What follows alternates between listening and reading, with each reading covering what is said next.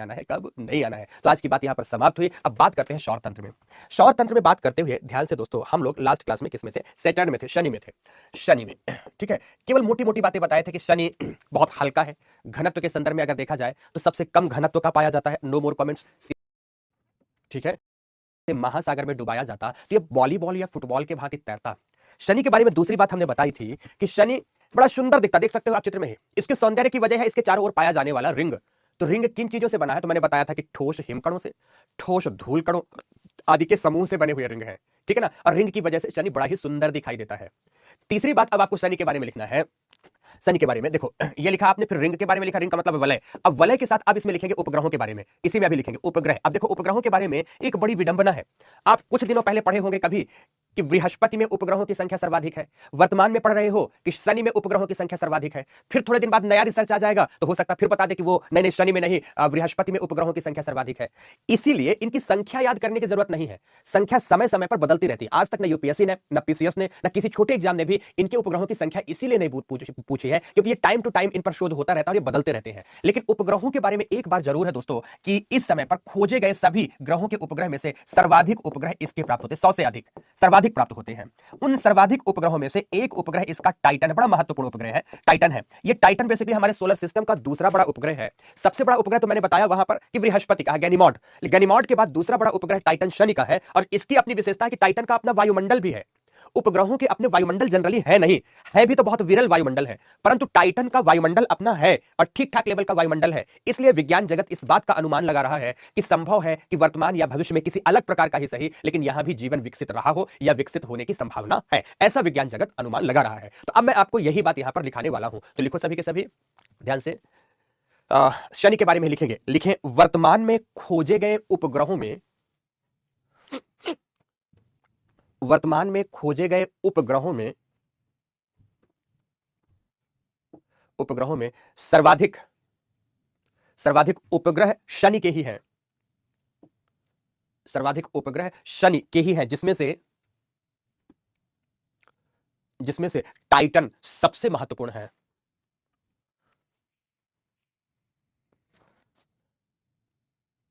Titan सबसे महत्वपूर्ण है। पूर्ण विराम लगाएंगे, फिर लिखेंगे इसी के बारे में। यह एकमात्र उपग्रह है,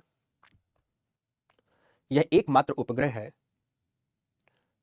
जिसमें वायुमंडल की उपस्थिति की वजह से, वायुमंडल की उपस्थिति की वजह से जीवन की संभावना विज्ञान तलाश रहा है। जीवन की संभावना विज्ञान तलाश रहा है, ठीक है। पूर्ण विराम, पूर्ण विराम, ठीक है। बढ़े आगे, ये आपने देखा इसमें। अब शनि के बारे में बात इतनी ही, इससे ज्यादा लिखने की जरूरत नहीं है। तो अब शनि के बाद हम आएंगे एक दूसरे में। देखो आप इसे देख सकते हैं, अब इस प्लेनेट को देखिए, इसे कहते हैं आप हिंदी में अरुण। हिंदी में किस नाम से जानेंगे इसे आप? अरुण। और इंग्लिश में इसी को ही यूरेनस कहते हो आप। किस नाम से जानते हैं? यूरेनस नाम से जानते हैं। दिस वन हमारा 7th प्लेनेट है। ये इसमें भी रिंग है, 7th प्लेनेट है और इसमें भी रिंग है। इस प्लेनेट की अपनी एक अद्भुत विशेषता है कि ये प्लेनेट अपने अक्ष पर, ये प्लेनेट अपने अक्ष पर कुछ इस प्रकार से झुका हुआ है। स्ट्रेट नहीं है, बल्कि अपने अक्ष पर कुछ इस तरह से झुकाव लिए हुए है। और इसी झुकाव के साथ, ये जो झुकाव है, इसी झुकाव के साथ यह निरंतर परिक्रमण कर रहा है। देखो अगर इसका हम लंब ऐसा मान ले, एक वर्टिकल एक्सिस ऐसा मान ले कि इसका ये लंब है जो यहां से गुजरता है, तो इस लंब के सापेक्ष कुछ ये इस तरह झुका हुआ है, इस तरह झुका हुआ है। अगर इनके बीच का ये एंगुलर डिस्टेंस देखें तो ये एंगुलर डिस्टेंस बेसिकली 98 डिग्री के आसपास आता है। 98 डिग्री के आसपास आता है। क्योंकि ये झुका है और झुककर लगभग लेट गया है। जैसे मान लो कोई ऐसा प्लेनेट है, यहां मान लो हम बना देते हैं कि ये कोई प्लेनेट है, और प्लेनेट बेसिकली ऐसे होते हैं, इनका झुकाव ऐसे, ये सीधे सीधे वर्टिकल ऐसे सीधे खड़े होते हैं, और इस झुकाव के, इस स्ट्रेट खड़े होने के साथ साथ ही अपना घूर्णन या सूर्य के चारों ओर परिक्रमण करते हैं। लेकिन इसका ये भाग झुका, जैसे हमारी पृथ्वी का कितना झुका हुआ है, आप जानते हैं कि हमारी पृथ्वी का अक्ष 23.5 डिग्री पर झुका है। पृथ्वी का अक्ष कितने पर झुका हुआ है? 23.5 डिग्री पर। तो इसका और झुका, और अधिक झुका, और अधिक झुका, और झुककर कितने डिग्री पर हो गया? लगभग 98 डिग्री पर हो गया। और 98 डिग्री झुकाव होने की वजह से यह लगभग लेटा हुआ दिखाई देता है, इसीलिए इसे लेइंग स्टार कहते हैं, लेटा हुआ तारा कहते हैं। अब आप बोलोगे सर है तो ग्रह तारा क्यों कहते हैं? एक याद करो, आपने कल की कक्षा में मैंने क्या बताया था कि हम मानवों की, आम जन की यह विशेषता है कि हमें जो भी आसमान में टिमटिमाता या कुछ भी पिंड दिखता है, तारे का ही नाम दे देते हैं। बेसिकली ये तारा नहीं है, ग्रह, बट हमने नाम दे दिया है लेइंग स्टार का, तो वो नाम मिलता है दोस्तों। ऐसे कैसे मिलता है? नाम मिलता है। और ये लेटे लेटे ही सूर्य की परिक्रमा करता है। जैसे अब फिर से बताना चाहूंगा कि बाकी ग्रहों के बारे में मैंने बताया था, जैसे हमने बताया कि हमारी पृथ्वी है जो क्लॉकवाइज डायरेक्शन में परिक्रमा करती है। जब क्लॉकवाइज डायरेक्शन में परिक्रमा करती है तो यहाँ ईस्ट की तरफ सूर्योदय होता है और वेस्ट की तरफ सूर्यास्त होता है। लेकिन ये ग्रह, ये फिर से इसके बारे में उल्टा विशेषता है। ये ग्रह फिर से ये हमारी पृथ्वी एंटी क्लॉकवाइज कर रही थी तो ये क्लॉकवाइज डायरेक्शन में घड़ी की सुई की दिशा में परिक्रमा करेगा। यहाँ ये वामवर्त दिशा थी, एंटी क्लॉकवाइज डायरेक्शन थी हमारी पृथ्वी की, लेकिन ये फिर से क्लॉकवाइज डायरेक्शन में। सोलर सिस्टम में दो ही ग्रह ऐसे हैं, एक शुक्र और एक अरुण, जो दक्षिणावर्त दिशा में या क्लॉकवाइज डायरेक्शन में परिक्रमा करते हैं। जो ग्रह वामवर्त दिशा में परिक्रमा करते हैं उनमें सूर्योदय पूर्व की ओर होता है। लेकिन इसके विपरीत दूसरी बात है, जो ग्रह दोस्तों ऐसे इनके विपरीत परिक्रमा करते हैं, तो इसका ये वेस्ट हो गया या ईस्ट हो गया, तो यहां पर सूर्योदय दोस्तों पश्चिम की दिशा में होता है और सूर्यास्त पूर्व की दिशा में होता है। देखो बड़ी सिंपल सी बात है, जैसे मान लो आपने सामने से टॉर्च जला दिया, अब सामने से टॉर्च जल रही है, हम अपने बाएं हाथ की ओर घूम रहे हैं, तो बाएं हाथ की ओर घूम रहे हैं तो सूर्योदय हमेशा बाएं से दाएं की ओर होता चला जाएगा। समझ रहे हैं मेरी बात की नहीं? जैसे ये वाला आएगा, लेकिन अगर मैं इस हाथ की ओर घूमना शुरू कर दूं तो सूर्योदय की दिशा विपरीत हो जाएगी, है ना। तो घूमने की विपरीतता की वजह से सूर्योदय की दिशा बदल जाती है। शुक्र और अरुण में बाकी सारे ग्रहों में एक जैसी प्राप्त होती है। समझ में आ गई बात की नहीं? तो Venus and Uranus anti clockwise नहीं बेटा श्वेता, ये दोनों क्लॉकवाइज जाते हैं, बाकी सारे के सारे एंटी क्लॉकवाइज जाते हैं। ठीक है, चलो बढ़ते हैं आगे। तो क्या लिखेंगे ध्यान से, अरुण के बारे में, यूरेनस के बारे में लिखेंगे। लिखें, यह हमारे सौर तंत्र का सेवेंथ, सातवां ग्रह है, पूर्ण विराम लगाकर। फिर लिखेंगे इसमें भी शनि के भांति, रिंग मतलब वलय, शनि के भांति वलय पाए जाते हैं,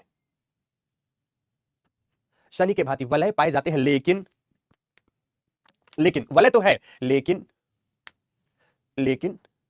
सापेक्षिक रूप से धुंधले हैं। जितना स्पष्ट वलय शनि का मिलता है उतना स्पष्ट नहीं है, सापेक्षिक रूप से धुंधले प्राप्त होते हैं। पूर्ण विराम लगाओ, फिर लिखो आगे बात लिखो यूरेनस मतलब अरुण अपने अक्ष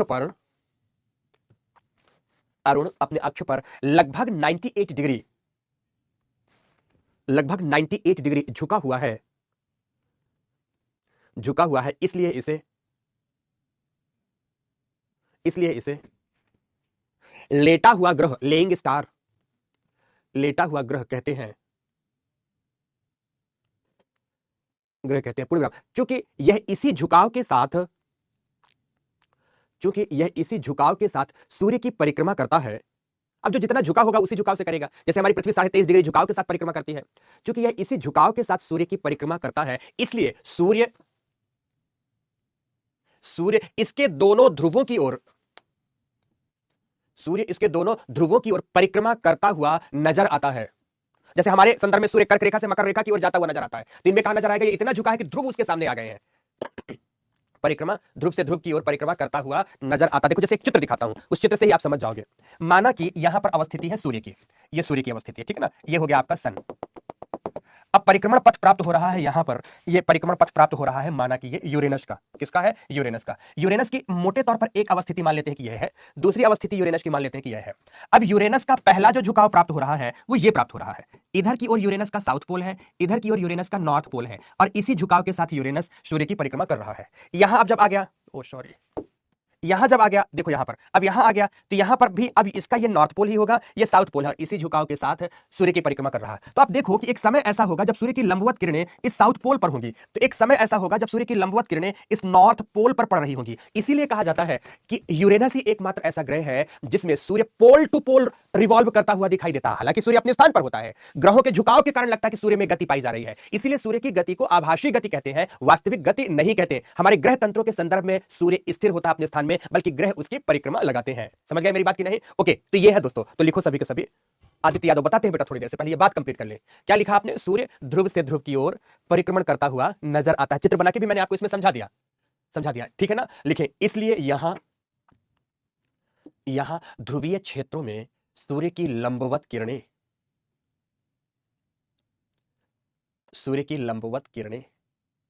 पड़ती हैं। अब इस बिटिया को सापेक्षिक नहीं पता, बताओ ऐसे नहीं पता इन लोगों को क्या पढ़ा दे। सापेक्षिक का मतलब होता है रिलेटिव, तो रिलेटिव ही नहीं पता। सापेक्षिक का मतलब होता है एक का संदर्भ है दूसरे से। ओके, पूर्ण विराम। फिर लिखे, परा चेंज करते हुए लिखे, यूरेनस भी शुक्र के भांति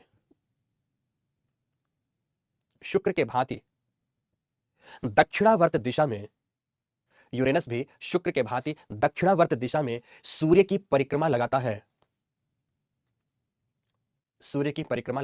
इसलिए यहां इसलिए यहां पश्चिम की ओर सूर्योदय, पश्चिम की ओर सूर्योदय तथा तथा पूर्व की ओर सूर्यास्त प्राप्त होता है, पूर्व की ओर सूर्यास्त प्राप्त होता है। पूर्ण विराम। अब इसमें दो तीन बच्चों का ये प्रश्न है कि सर कुछ ग्रह क्लॉकवाइज तो कुछ ग्रह एंटी क्लॉकवाइज दिशा में क्यों रोटेट या रिवॉल्व कर रहे हैं? अच्छा प्रश्न है। इनके बारे में दो प्रकार के मत, जिसमें से अभी भी विज्ञान एक मत नहीं, पर विज्ञान अभी तक दो मत इसमें प्रस्तुत किया है। पहला मत देखना, वुड्स महोदय का मत। मैं दोनों बातें समझाता हूं। वुड्स महोदय ने कहा है कि बेसिकली जब ग्रहों की रचना हो रही थी, उत्पत्ति हो रही थी, तो ग्रहों की उत्पत्ति कालखंड में ऐसा संभव है कि शुक्र एवं अरुण से कोई बड़ा आकाशीय पिंड टकराया हो और उनके टकराने की वजह से इनके घूर्णन की दिशा बदल गई हो। जैसे आप क्रिकेट खेल रहे हैं, आपने बॉल फेंका इधर से, एक बॉलर एक बैट्समैन की ओर, आपने स्विंग कराते हुए बैट्समैन की ओर आपने बॉल फेंका और बैट्समैन ने बॉल को हिट कर दिया, जोरों से हिट किया। जैसे बैट्समैन ने बॉल को हिट कर दिया तो बॉल की दिशा बदल गई। बॉल जा कहीं और रही थी स्विंग करती हुई, लेकिन बैटमैन के द्वारा हिट किए जाने के प्रभाव से बॉल की दिशा बदल गई। ठीक उसी प्रकार से संभव, वुड्स महोदय कहते हैं कि ऐसा संभव है कि इन दोनों ग्रहों से कोई विशालकाय आकाशीय पिंड इनकी रचना के क्रम में, उत्पत्ति के क्रम में टकराया हुआ हो और इनके घूर्णन की दिशा ही बदल गई हो, परिक्रमण की दिशा बदल गई हो। पहली बात तो यह है। ठीक है, आगे बढ़े। अब दूसरी बात लिखना। आप दूसरी बात इन्होंने क्या कहा? दूसरी बात कहा है कि नहीं, ऐसा भी हो सकता है कि बिग बैंग से निकले पदार्थ, बिग बैंग ने चूंकि विस्फोट पैदा किया। अब उदाहरण समझो, मान लो कि आपने अपने घर के आसपास एक दिवाली के समय पर रस्सी बम फोड़ा। रस्सी बम जहां पर फटा वहां पर बहुत सारे छोटे मोटे कंकड़ पत्थर और धूल कण आदि पड़े थे। तो बम के विस्फोट के कारण यहां पड़े हुए जो पार्टिकल थे वो भिन्न भिन्न दिशाओं में चले गए। कुछ इधर की ओर चले गए, कुछ इधर की ओर चले गए, कुछ इधर की ओर चले गए। अर्थात आप देखो कि धूल गुबार का रूप धारण कर चारों ओर फैलती है। इन्होंने भी कहा कि जब विस्फोट हुआ तो विस्फोट से प्राप्त हुए पदार्थ भिन्न भिन्न दिशाओं में गति कर रहे थे। उनमें से पदार्थ जब एकत्रित हुए तो कुछ पदार्थों ने क्लॉकवाइज डायरेक्शन ग्रहण कर लिया, तो कुछ पदार्थों ने एंटी क्लॉकवाइज डायरेक्शन ग्रहण कर लिया। तो यह बिग बैंग का परिणाम ही है कि विस्फोट के बाद पदार्थों की भिन्न भिन्न दिशाओं की ओर गति हो गई। तो इन दोनों की गति क्लॉकवाइज डायरेक्शन में हुई, जबकि अन्य की गति एंटी क्लॉकवाइज डायरेक्शन में हुई है। कुछ इस प्रकार से इन्होंने इस बात को समझाया है। ओके, इस बात को समझाया। तो नेक्स्ट ये यूरेनस हुआ, अरुण हुआ। फिर अब अरुण के बाद लिखते हैं वरुण के बारे में। वरुण के बारे में यह है आपका वरुण, जिसे आप कहते हैं नेपच्यून। नेपच्यून ये पिंड है आपका वरुण। ठीक है, आदित्य यादव, तुम्हें कैसे पता कि इसका इंपैक्ट नहीं है? जब पृथ्वी पर इंपैक्ट है तो इनमें इंपैक्ट नहीं है, ये तुमको कैसे ऐसे लग गया? इतना तुमको क्यों लगता है? कम लगे थोड़ा सा, ज्यादा बेहतर होगा। और परिवार का, चलो आगे बात करते हैं। नेपच्यून पर लिखो कि यह हमारे सौर परिवार का, यह हमारे सौर परिवार, सोलर सिस्टम, सोलर फैमिली का सबसे बाहरी ग्रह है। सबसे बाहरी ग्रह है, बाहरी ग्रह है। पूर्ण विराम लगा दीजिए। फिर लिखिए, लिखिए अरुण एवं वरुण दोनों को संयुक्त रूप से, अरुण एवं वरुण दोनों ही संयुक्त रूप से जुड़वा ग्रह कहलाते हैं। Twin planet, twin planet. पूर्ण विराम लगाए। लिखिए अमोनियम और मीथेन की प्रचुरता की वजह से, अमोनियम एवं मीथेन की प्रचुरता की वजह से यह गहरे नीले रंग के दिखाई देते हैं। गहरे नीले रंग के दिखाई देते हैं, दिखाई देते हैं। पूर्ण विराम, पूर्ण विराम। लिखें भारतीय पौराणिक ग्रंथों में, भारतीय पौराणिक ग्रंथों में इसे जल का देवता कहा गया है। इसे जल का देवता कहा गया है। जल का देवता कहा गया है। पूर्ण विराम। क्या कहा गया इसे? जल का गॉड ऑफ वाटर। पूर्ण विराम। जल का देवता नाम से जाना जाता है। पूर्ण विराम। लिखिए अरुण एवं वरुण दोनों ग्रहों के उपग्रहों की खोज तो हुई है। अरुण एवं वरुण दोनों ग्रहों के उपग्रहों की खोज तो हुई है, लेकिन अभी भी खोज बाकी है। जैसे आप देखोगे कि वरुण के उपग्रहों की संख्या 5 खोजी गई है।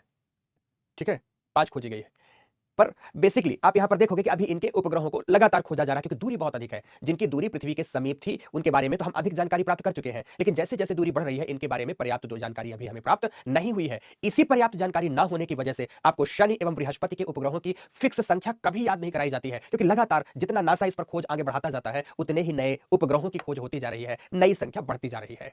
क्लियर दोस्तों? प्रियांशु आर्य, ऐसी कोई बात नहीं है, तुम्हारा ऐसा कोई खास प्रश्न नहीं था। ठीक है, तो ये थे दोस्तों हमारे पास 8 उपग्रह। रही बात, ध्यान से रही बात, हमने प्लूटो के बारे में फिर से बोलना चाहूंगा, हमने प्लूटो के बारे में एक बात बताई थी पहला शुरुआत, कल की शुरुआत में ही, कि प्लूटो आरंभ में 1930 में जब खोजा गया तो खोजे जाने के साथ उसे ग्रह का ही दर्जा प्रदान किया गया था। जैसे हमारे पौराणिक ग्रंथों में भी नवग्रहों की चर्चा की जाती है, नवग्रहों की चर्चा की जाती है, लेकिन वर्ष 2005-6 में उसे ग्रह की श्रेणी से बाहर क्यों कर दिया गया, ये तमाम पक्ष मैंने आपको लिखाया है कि ग्रहों की विशेषता होती है। जैसे जैसे ग्रहों की विशेषता क्या होगी कि मान लो यहां पर सूर्य है, ये आपका सन सूर्य है, अब सूर्य के चारों ओर कोई ग्रह परिक्रमा लगा रहा है, मान लो एक ग्रह यह परिक्रमा लगा रहा है, ठीक है, अब दूसरा ग्रह यह परिक्रमा लगा रहा है, तीसरा ग्रह यह परिक्रमा लगा रहा है, तो अब इनमें से सभी ग्रहों की, अब मान लेते हैं कि एक ग्रह यह है, अब दूसरा ग्रह मान लेते हैं कि यह है, तीसरा ग्रह मान लेते हैं कि यह है, इन सभी ग्रहों की परिक्रमण कक्षा एक दूसरे से स्वतंत्र है, ये एक दूसरे को इंटरसेक्ट नहीं करती है। पर अब एक अलग ग्रह आया, देखो चलो, अब एक यह ग्रह आया और इसने ऐसी अपनी परिक्रमण कक्षा बना ली, अब यहां पर यह ग्रह है, अब यह ग्रह आया तो देखो ये इसको भी इंटरसेक्ट कर रहा है, इसको भी इंटरसेक्ट कर रहा है, तो जब दो ग्रहों की कक्षा को इसने प्रतिच्छेदित कर दिया, काट दिया, क्रॉस कर दिया, तो काट दिए जाने की वजह से दोस्तों हुआ क्या, ध्यान से, कि इसे ग्रह की श्रेणी से बाहर कर दिया गया, क्योंकि ग्रहों को परिभाषित ही इस रूप में किया गया था कि ग्रह वही है जो अपना निश्चित जो अपना द्रव्यमान तो धारण करता हो, लेकिन परिभ्रमण के क्रम में उसकी जो कक्षा है वह अपने आप में स्वतंत्र हो, किसी दूसरे ग्रह की कक्षा को प्रतिच्छेदित ना करती हो। तो जो ये हमारा प्लूटो था, प्लूटो को आप लोग यम के नाम से जानते हैं, प्लूटो अपने समीपी दो ग्रहों की बात कहूंगा, एक बात कहूंगा यूरेनस और दूसरे की बात करूंगा नेपच्यून। यूरेनस एवं नेपच्यून दोनों की कक्षाओं को प्रतिच्छेदित कर देता है, इस प्रतिच्छेदन की वजह से ही इसे ग्रह की श्रेणी से बाहर कर दिया गया है। ओके, बाहर कर दिया गया है। बस दोस्तों इतनी ही बात। अब आगे बढ़ते हैं। आगे बढ़ने के क्रम में इतनी बात आपने देखी, तो अब जानना है आपको किसके बारे में, अब जानना है कॉमेट्स के बारे में, धूमकेतु के बारे में। तो हेडिंग दीजिए सभी, लिखिए धूमकेतु। धूमकेतु इसी को ही कहते हैं पुच्छल तारा, पुच्छल तारा, इंग्लिश में इसे कहते हैं कॉमेट्स, कॉमेट्स कहते हैं, कॉमेट्स, धूमकेतु, पुच्छल तारा, धूमकेतु। ठीक है, बढ़े आगे, बढ़े आगे। ओके, यहां पर अब पुच्छल तारा के बारे में देखो, वो सारा शायद आज डायग्राम अब नहीं होगा वो डायग्राम लास्ट क्लास में था। हमने बताया था कि जब हम सूर्य से दूरी बढ़ने के साथ बढ़ते जाते हैं तो एक निश्चित दूरी पर हमें असंख्य हिमकणों, ठोस पिंडों आदि की एक मेखला प्राप्त हो रही है। इस मेखला की दूरी भी बताई गई थी कि 15 से 25 एस्ट्रोनॉमिकल यूनिट डिस्टेंस है। अब इस डिस्टेंस के पास पाई जाने वाली सूर्य की चारों ओर की इस पट्टी को किस नाम से जानते हैं? इसकी खोज किया था क्यूपर महोदय ने, इसलिए इसे क्यूपर बेल्ट के नाम से जानते थे। लास्ट क्लास में मैंने बताया, अब फिर से इसके बारे में जानना है। इस क्यूपर बेल्ट के आसपास अत्यंत ही धुंधले कुछ ऐसे पिंड पाए जा रहे हैं जो कि मूल रूप से निर्मित है अत्यंत ही शीतल बर्फीले कणों से। जितनी सूर्य से अधिक दूरी बढ़ती जाएगी दोस्तों, तापमान में गिरावट आता जाएगा, क्योंकि किसी भी सोलर फैमिली के पिंड में सूर्य के अलावा ना तो उसकी अपनी ऊर्जा है, ना ही उसका अपना प्रकाश है। उस पिंड में तापमान की मुख्य वजह सूर्य की किरणें हैं, लेकिन सूर्य की किरणें जैसे जैसे डिस्टेंस बढ़ता जाएगा, दूरी जैसे जैसे बढ़ती जाएगी, तो उन किरणों की प्रभाविता घटती जाती है। तो इस दूरी तक आते आते किरणों की प्रभाविता दोस्तों यहां पर इनमें घटती जाती है, इसलिए यह अत्यंत निम्न तापमान वाले हिम कंदुक के भांति होते हैं। हिम मतलब बर्फ की गेंद के भांति होते हैं। अब ये जो बर्फ के गेंद के भांति, अब देखो जब बर्फ में बने हैं तो ठोस कणों के रूप में होंगे, ठोस कणों के समूह के रूप में होंगे, लेकिन इनके बारे में भी कहा जाता है कि यह भी सूर्य की परिक्रमा विभिन्न ग्रहों के भांति ही करते हैं। और परिक्रमा के क्रम में, चूंकि इनका परिक्रमण पथ भी दीर्घवृत्तीय है, इसलिए परिक्रमा के क्रम में एक ऐसा समय विशेष होता है जब यह सूर्य के करीब से गुजरते हैं, और एक ऐसा समय विशेष दूसरा भी होता है जब सूर्य से यह सर्वाधिक दूरी से गुजरते हैं। जब ये सूर्य के करीब से गुजर रहे होते हैं तो ध्यान रखना, सूर्य से प्राप्त करते हैं ऊष्मा ऊर्जा, विविध प्रकार की ऊर्जा प्राप्त करने के साथ साथ सूर्य से प्राप्त करते हैं ऊष्मा ऊर्जा। और जैसे ऊष्मा ऊर्जा प्राप्त की, मान लो कि यहां ये पिंड ऊष्मा ऊर्जा प्राप्त किया, तो ऊष्मा ऊर्जा के प्रभाव से इनकी जो बर्फ होती है ना, बर्फ सब्लिमेट हो जाती है। सब्लिमेशन का मतलब कहते हैं ऊर्ध्वपातन। ऊर्ध्वपातन कौन सी अवस्था है? विज्ञान में आपने पढ़ा होगा कि जब पदार्थ ठोस से सीधे गैस में बदल जाए या गैस से सीधे ठोस में बदल जाए, बीच की तरल अवस्था को प्राप्त ना करे, उसे ऊर्ध्वपातन कहते हैं, सब्लिमेशन कहते हैं। तो जैसे ही ये सूर्य से ऊर्जा प्राप्त करता है, सब्लिमेट कर जाता है, और सब्लिमेट करके इसके जो ये हिमकण होते हैं, यह गैसियस मास के रूप में लाखों किलोमीटर दूर तक कुछ इस रूप में दोस्तों फैल जाते हैं। तो इनके फैलने की वजह से पीछे पूंछ जैसी संरचना नजर आती है, पूंछ टेल है, ये टेल है, और ये हेड निर्मित हो जाता है, तो हेड एंड टेल जैसी संरचना निर्मित हो जाती है। तो जो हेड का सेक्शन है दोस्तों, इसको कहते हैं कोमा।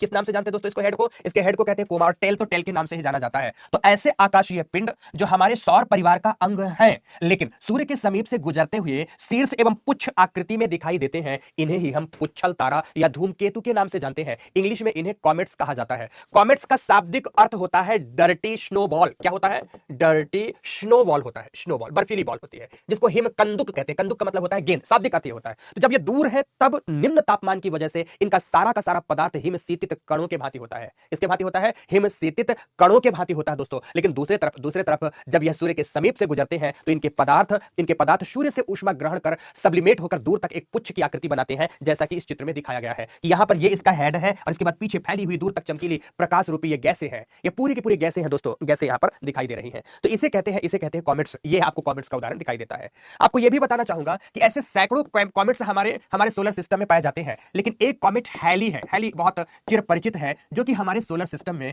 प्रत्येक लगभग 76 से लेकर इतने वर्षों के अंतराल में हमारे सूर्य के समीप से गुजरता है। वर्षों के अंतराल में सूर्य के समीप से गुजरता है, और जब सूर्य के समीप से गुजरता है तो आसमान में रात्रि काल में ऐसा एक चमकीला पिंड हमें अवश्य पृथ्वी से दिखाई देता है। मतलब एकमात्र हैली ऐसा पिंड है, हैली ऐसा तारा है जो कि एक निश्चित इंटरवल में इतने वर्षों के अंतराल में पृथ्वी से नग्न आंखों से देखा जाता है। हैली के बारे में, पुच्छल तारा के बारे में। ठीक है, ओके। तो चलो सभी के सभी लोग लिखेंगे, ध्यान से लिखें। सूर्य से लगभग 15 से 25 सूर्य से लगभग 15 से 25 खगोलीय इकाई दूरी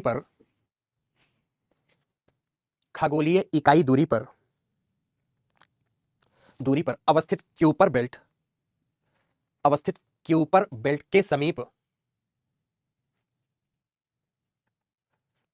के समीप सैकड़ों की संख्या में धुंधले, इसलिए दूरी बहुत अधिक, धुंधले ही होंगे, धुंधले अति शीतित, शीतित मतलब निम्न तापमान, अति शीतित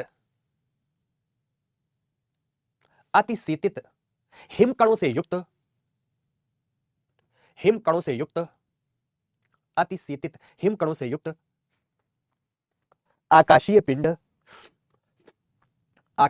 धूमकेतु कहलाते हैं। धूमकेतु कहलाते हैं। पूर्ण विराम। लिखो, यह भी विभिन्न ग्रहों के भांति सूर्य की निरंतर परिक्रमा कर रहे होते हैं। सूर्य की निरंतर परिक्रमा कर रहे होते हैं। पूर्ण विराम लगाकर पैरा चेंज कर दो। परिक्रमा के क्रम में जब यह पिंड सूर्य के समीप से गुजरते हैं, परिक्रमा के क्रम में जब यह पिंड सूर्य के समीप से गुजरते हैं तो ऊष्मा ऊर्जा के प्रभाव से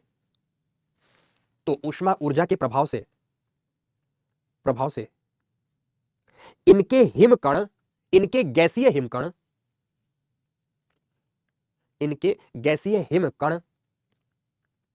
गैसीय हिमकण ऊर्ध्वपातित होकर, सब्लिमेशन मैंने समझाया आपको, ऊर्ध्वपातित होकर गैसीय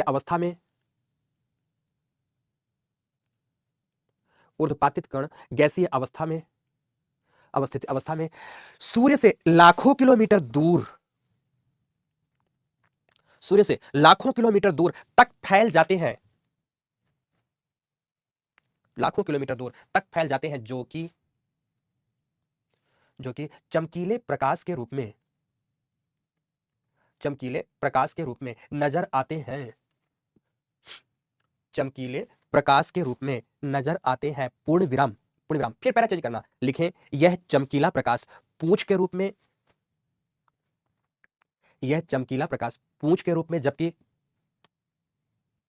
जबकि प्रकाश उत्सर्जन बिंदु शीर्ष के रूप में, शीर्ष मतलब हेड, जबकि प्रकाश उत्सर्जन बिंदु शीर्ष के रूप में दिखाई देता है।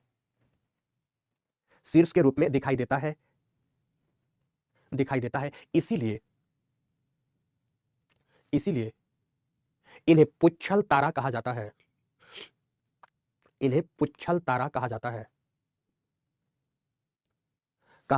पूर्ण विराम। लिखो, इनका शीर्ष कोमा नाम से जाना जाता है।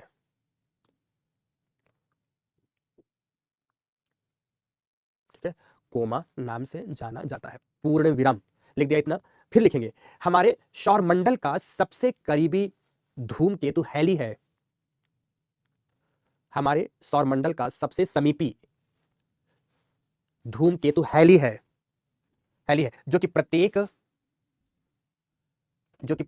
76 से 79 79 वर्षों के अंतराल में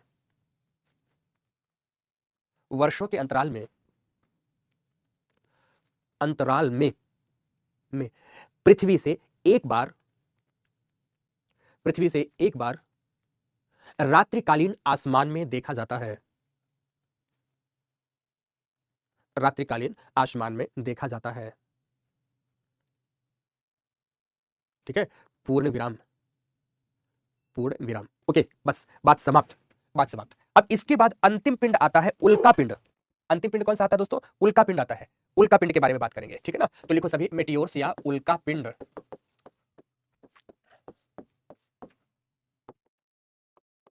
मेटियोर्स,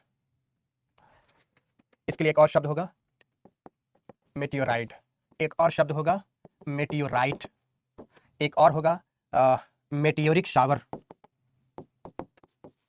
मेटियोरिक शावर, ठीक है। उल्का वृष्टि, सारे शब्द सुनो।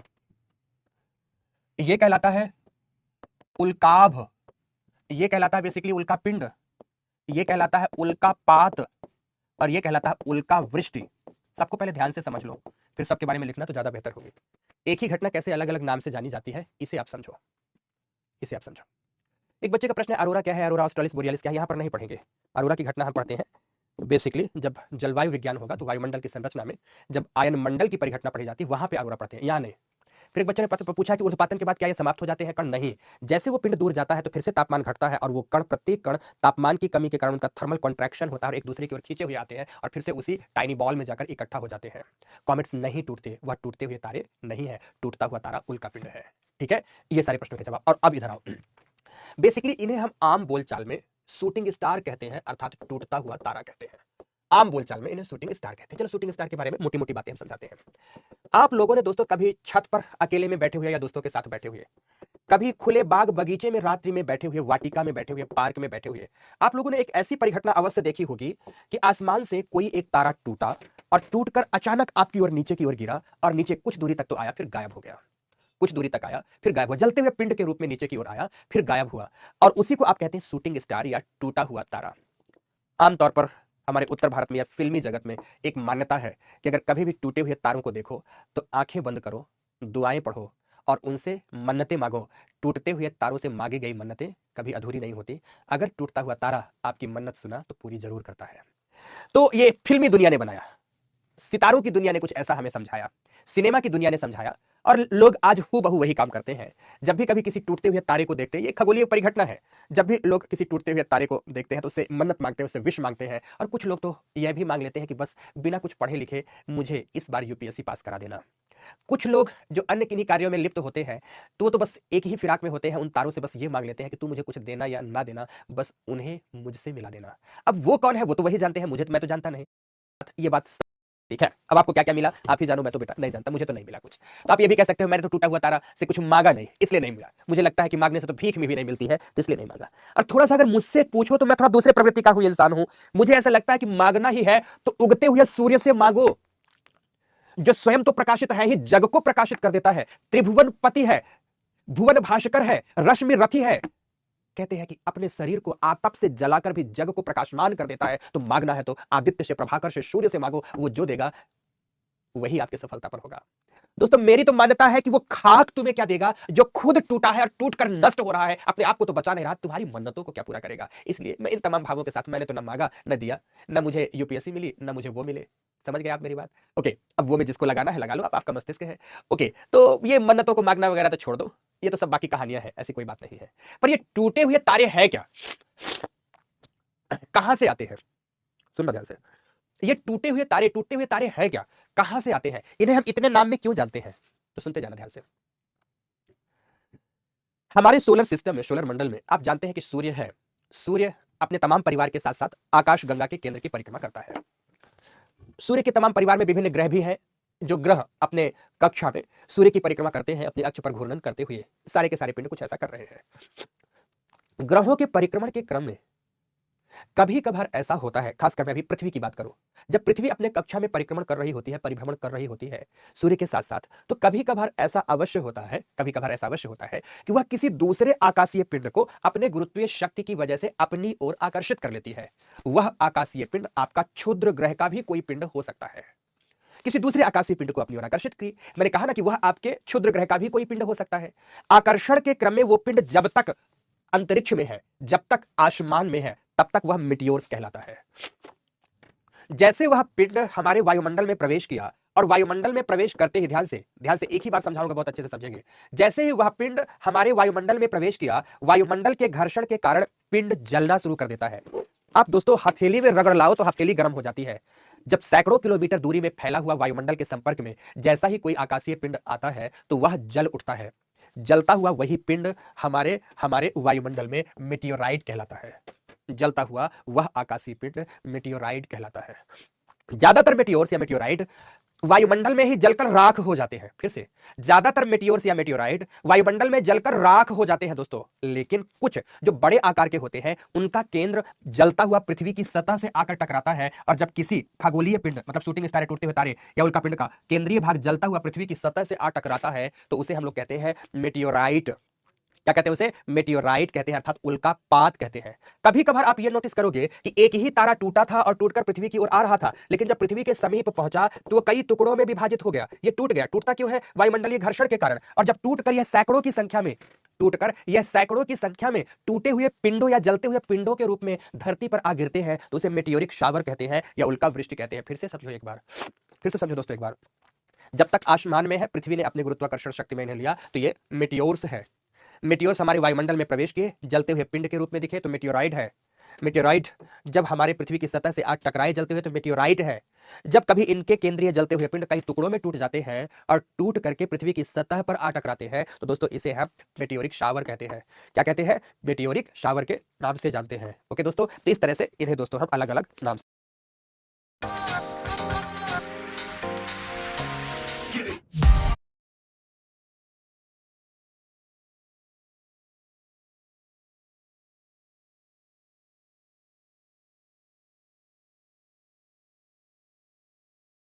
आते हैं।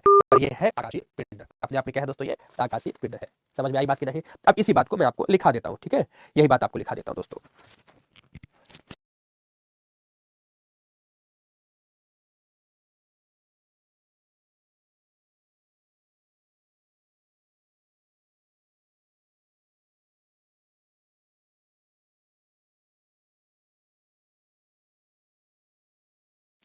हेलो हेलो हेलो, लिखो।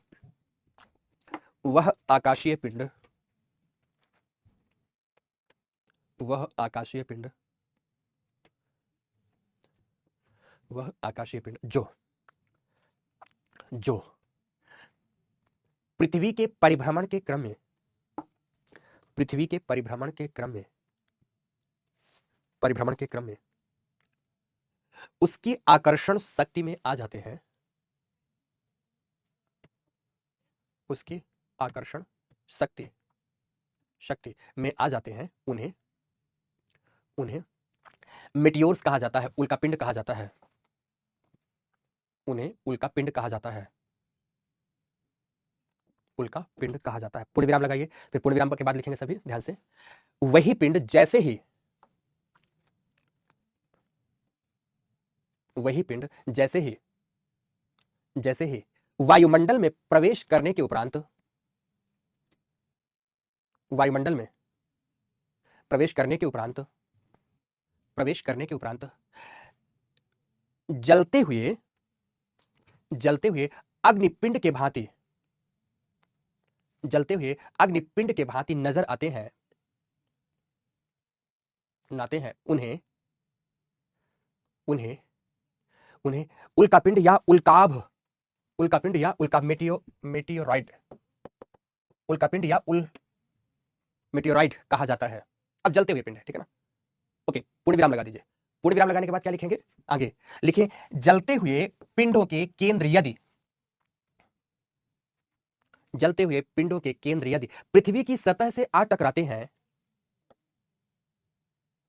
पृथ्वी की सतह से आ टकराते हैं, तो इस घटना को क्या कहते हैं? लिखेंगे मेटियोराइट कहते हैं। मेटियोराइट कहते हैं। ये मेटियोराइट हो गए, पूर्ण विराम। लिखो यदि इन जलते पिंडों के कई टुकड़े, जलते पिंडों के कई टुकड़े पृथ्वी में वर्षा कर रहे हों, तो इसे उल्कावृष्टि या मेटियोरिक शावर कहा जाता है। पूर्ण विराम। बात समाप्त। तो ये थे दोस्तों हमारे सोलर सिस्टम के डिफरेंट पार्ट्स। तो आपने यहां भी सोलर सिस्टम में कौन कौन सी बातें पढ़ी हैं? सबसे पहला तो आपने सूर्य के बारे में पढ़ा। अब सूर्य के साथ आपने ग्रह पढ़े। ग्रहों के संदर्भ में कुछ उपग्रहों को पढ़ा। उपग्रह के साथ आपने यहां क्षुद्र ग्रह पढ़े। क्षुद्र ग्रह के साथ हमने बताया प्लूटो को बौना ग्रह कहते हैं, तो बौना ग्रह पढ़ा। और बौना ग्रह के साथ आपने यहां पर कॉमेट्स पढ़े, मतलब धूमकेतु पढ़े। और धूमकेतु के पश्चात लास्ट पढ़ा आपने उल्का पिंड। तो इतने आकाशीय पिंडों को मिलाकर के हमारा सोलर सिस्टम कहा जाता है, हमारा सौर तंत्र कहा जाता है। तो यह है हमारा सोलर सिस्टम, यह है हमारा सौर तंत्र। क्लियर है? ओके, इतनी बात समाप्त हुई। अब इतने में से आपका कोई भी प्रश्न है, आराम से आप प्रश्न पूछो। इतने में से कोई भी प्रश्न है, प्रश्न पूछो आप। ये जो बातें आपने अभी पढ़ी, इसके अलावा रिमेन कहा जाता है सर, पृथ्वी की सतह से टकराता है। अभिषेक रॉय, रिमेनिंग पार्ट जलकर वायुमंडल में धूल एवं राख कण में बदल जाता है। उल्का पिंड रिपीट का नो रिपीटेशन, कोई रिपीटेशन नहीं। ओके, ध्रुव तारा किसे कहते हैं? ध्रुव तारा यहाँ का पक्ष है ही नहीं, प्रशांत मिश्रा। बेसिकली हमारे जब आप सप्तऋषि तारामंडल पढ़ते हैं, तो सप्तऋषि तारामंडलों में से एक तारा वह है जो कि उत्तरी दिशा की ओर, पृथ्वी के उत्तरी पोल की ओर इंगित करता है, उसे ध्रुव तारा कहते हैं। ठीक है, वो इसका पार्ट नहीं है। ओके क्लियर है? ओके क्लियर है। टूटे हुए तारे देखने। ओके, सूर्य का निर्माण कैसे हुआ है? हाइड्रोजन गैसों के संलयन प्रक्रिया के परिणाम स्वरूप। एनसीईआरटी में जुपिटर दिया, इसलिए पुरानी एनसीईआरटी है। क्यूपर बेल्ट के ही नहीं है धूमकेतु, क्यूपर बेल्ट से अलग है, क्यूपर बेल्ट के नहीं है। ओके सर, क्या पिंड में, पता नहीं क्वेश्चन निकल गया। उल्का पिंड में क्या पाया जाता है? उल्का पिंड कई प्रकार के होते हैं। बेसिकली ठोस पिंड है, पर ठोस चट्टानी पिंड होने की वजह क्या है? ठीक है, लेना। कोरोना का तापमान डिग्री यूनिवर्स, कुछ बच्चों मैं कहां से पढ़ाता हूँ, 19 अंतरिक्ष से चंद्रमा प्लूटो 24 डिग्री पर, एकदम पर्याप्त। आप इस आकाशीय पिंड की इस प्लेनेट चंद्र सब पढ़ोगे। उल्का पिंडों के चूंकि यह हो जाते हैं, जलकर राख निकले तुम्हारे। आप ठीक है, अब ध्यान से सोलर सिस्टम के बाद अब हम अपने टॉपिक में आएंगे, और टॉपिक होगा हमारी पृथ्वी। तो सभी लोग अब हेडिंग देंगे पृथ्वी, अब हेडिंग देंगे पृथ्वी, अर्थ, पृथ्वी के बारे में अब बात आएगी। ठीक है, पृथ्वी। ठीक है, अब इसके बारे में सिंपल पृथ्वी का एक परिचय प्राप्त करेंगे। पृथ्वी के परिचय प्राप्त करने के बाद पृथ्वी की आकृति पर बात करेंगे। पृथ्वी के आकृति के बाद घूर्णन के प्रभाव, पृथ्वी के परिक्रमण के प्रभाव, पृथ्वी पर अक्षांश रेखाएं और पृथ्वी पर देशांतर रेखाएं। इतने विषय बिंदुओं का अध्ययन हमें अब इस टॉपिक में करना पड़ेगा। सारा का सारा टॉपिक अब पृथ्वी के बारे में है। तो पृथ्वी के परिचय के बारे में आप जानते हैं, पीछे की कक्षा में पढ़ा कि पृथ्वी एक आंतरिक ग्रह है, इनर प्लैनेट है, आंतरिक ग्रह है, जिसकी अवस्थिति को मैंने आपको समझाया था कि जिसकी अवस्थिति गोल्डीलॉक्स जोन पर है। गोल्डीलॉक्स जोन केवल हमारे सोलर सिस्टम में पृथ्वी बस की नहीं है। आपको पता है कि प्रत्येक आकाश गंगा में लाखों करोड़ों सौर तंत्र पाए जाते हैं, सौर परिवार पाए जाते हैं, और उन सौर परिवार में से लगभग प्रत्येक सूर्य का अपना अपना गोल्डीलॉक्स जोन है। इसका मतलब कि जिस तरह से हमारी पृथ्वी में जीवन है, जिस प्रकार से हमारी पृथ्वी में जीवन की संभावना बनी और जीवन पाया जाता है, ठीक उसी प्रकार से अन्य किसी ग्रह में भी, अन्य सोलर सिस्टम के ग्रह में भी जीवन की संभावना निश्चित रूप से बन सकती है। हाँ, ये बात अवश्य है कि वह जीवन हो सकता है कि पृथ्वी से कहीं बहुत अधिक उन्नत हो, तो ऐसा भी हो सकता है कि वह जीवन पृथ्वी से कहीं अभी बहुत पिछड़ा शैशवा काल में हो, शिशु अवस्था में हो, एकदम शुरुआती दशा में हो, विकास के प्रारंभिक दशा में हो। ऐसा भी हो सकता है जीवन की व्यवस्था। आप लोगों ने यूएफओस के बारे में बात सुना होगा, उड़न तस्तरियों के बारे में बात सुना होगा। तो जो उड़न तस्तरी की बात है ना, इसे आप 100% स्वीकार कर सकते हो ना, आप इसे नकार सकते हो, लेकिन यह बात अवश्य आपको जाननी है कि अन्य अन्य सोलर सिस्टम में ऐसे ऐसे असंख्य पृथ्वी होंगी जहां पर जीवन की संभावना व्याप्त होगी। जीवन बेहतर हो सकता है, जीवन उत्तम हो सकता है, तो जीवन पिछड़ा भी हो सकता है। फिर आगे बात कहना चाहूंगा। देखो, आपने एक सिनेमा देखा होगा, कोई मिल गया। ऋतिक रोशन महोदय और प्रीति जिंटा होते हैं नायक एवं नायिका। उसमें एक जादू आता है। जादू कौन है? आप जानते हैं कि एक यूएफओ आया। यूएफओ जब वापस जा रहा था तो एक उसका एनिमल छूट गया, जिसे इन लोगों ने जादू का नाम दिया। हम लोग पृथ्वी पर रहने वाले लोग जो जीव हैं, जीवों में पादप वर्ग है और जंतु वर्ग है। हम जंतु वर्ग भोजन के रूप में शाकाहार, मांसाहार, सर्वाहार ग्रहण करते हैं। लेकिन दूसरे ग्रह का जो प्राणी है, हो सकता है जादू के भांति धूप खाकर जीवित रहता हो सकता है हवा खाकर जीवित रहता हो सकता है पानी से जीवित रहता हो सकता है केवल मिट्टी के खनिज पोषक तत्वों को खाकर जीवित रहता हो। हाँ, यह बात अवश्य है कि उसके पोषण की वस्तुएं भिन्न भिन्न हो सकती हैं।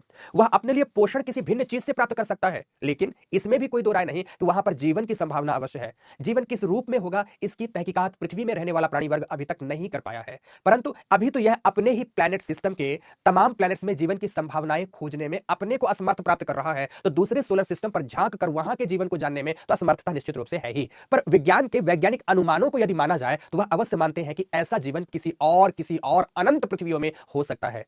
तो विकसित क्यों होगा? विकसित इसलिए होगा कि अगर वहां की या उस सोलर सिस्टम की पृथ्वी का निर्माण हमारी पृथ्वी से लाखों करोड़ों अरबों साल पहले हो चुका होगा, तो निश्चित रूप से वहां पर जीवन ज्यादा उन्नत होगा, ज्यादा विकसित होगा। तो पिछड़ा क्यों होगा? तो अगर किसी पृथ्वी का निर्माण हमारी भी पृथ्वी से कहीं पीछे हुआ है, या हो सकता है कहीं अभी पृथ्वी इवॉल्व हुई हो और इवॉल्व होकर अभी अभी जीवन वहां पर इवॉल्व होना शुरू हुआ हो, तो वहां का जीवन हमारे संदर्भ में निश्चित रूप से दोस्तों पिछड़ा होगा।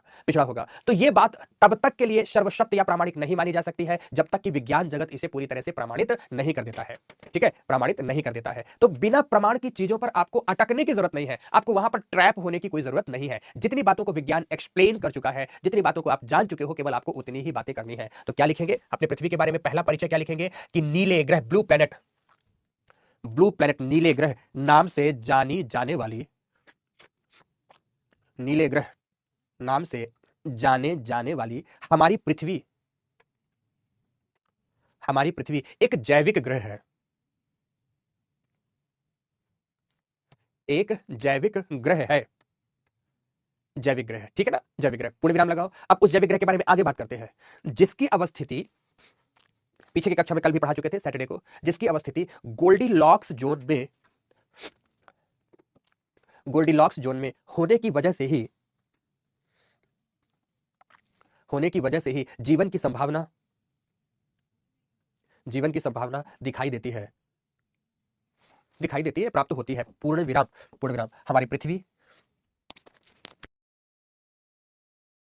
हमारी पृथ्वी आज से लगभग 4.5 अरब वर्ष पूर्व, अस्तित्व में आई है, जिसकी आकृति, यहां आकृति पर पहुंचना है, जिसकी आकृति गोलाभीय है। क्या लिखेंगे इसको? गोलाभीय, जियोइड, गोलाभीय है, जिसे लध्वक्ष गोलाभ इंग्लिश में बोलते हैं ऑब्लेट स्फेरॉइड, लध्वक्ष गोलाभ भी कहा जाता है। लध्वक्ष गोलाभ, ऑब्लेट स्फेरॉइड भी कहा जाता है। अब इसका मतलब क्या है? लध्वक्ष गोलाभ का मतलब क्या है, या गोलाभी का मतलब क्या है? तो लिखिए, अर्थात यह ना तो पूर्णतः गोले के भांति है, ना ही वृत्त या दीर्घ वृत्ति, न गोले के भांति है, न वृत्त के भांति है, न दीर्घ वृत्त के भांति है, बल्कि पृथ्वी के ध्रुवों में चपटापन पाया जाता है, जबकि विषुवत रेखा में उभार। कुंदन घोटा, ऐसी कोई बात नहीं बेटा। ध्रुवों में चपटापन पाया जाता है, जबकि विषुवत रेखा में उभार। लिखें इसे हम निम्नलिखित आंकड़े से देख सकते हैं। पृथ्वी के बारे में, ठीक है ना? कैसी है? लध्वक्ष गोलाभ क्या कहलाता है? अगर इसके विषुवतीय व्यास की लंबाई आप देखोगे दोस्तों, सपोज यहां पर इक्वेटर, सपोज यहां पर इक्वेटर है, तो इक्वेटर की लंबाई जो पोल है, नॉर्थ एंड साउथ पोल है, इसकी तुलना में अधिक है। नॉर्थ एंड साउथ पोल, अब इसकी लंबाई, ये जो इक्वेटर की लंबाई है यह है 12,757 किलोमीटर के आसपास, इक्वेटोरियल व्यास की लंबाई। और जो पोलर व्यास है, अगर इसे हम नॉर्थ पोल कहें और इसे साउथ पोल कहें, इस बिंदु को कहें इक्वेटर, विषुवत रेखा, ये उत्तरी ध्रुव हो गया, या दक्षिणी ध्रुव हो गया, और ये विषुवत रेखा हो गया, तो हमारा जो ये है पोल टू पोल की लंबाई है, ये प्राप्त हो रही है 12,700 लगभग 14 किलोमीटर की। इसका मतलब है कि दोनों के बीच मोटे मोटे तौर पर 43 किलोमीटर का अंतर पाया जाता है। अंतर किस रूप में है कि 43 किलोमीटर ध्रुवीय क्षेत्र चपटा है, जबकि विषुवतीय क्षेत्र उभार लिए हुए है। तो सबसे पहले ये चित्र बनाओ आप।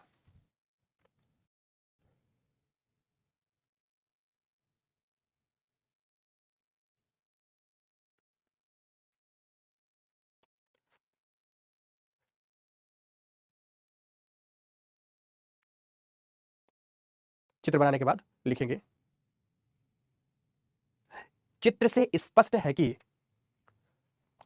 चित्र से स्पष्ट है कि ध्रुवीय क्षेत्र, ध्रुवीय क्षेत्र विषुवतीय व्यास की तुलना में, विषुवतीय व्यास की तुलना में लगभग 43 किलोमीटर चपटापन लिए हुए है।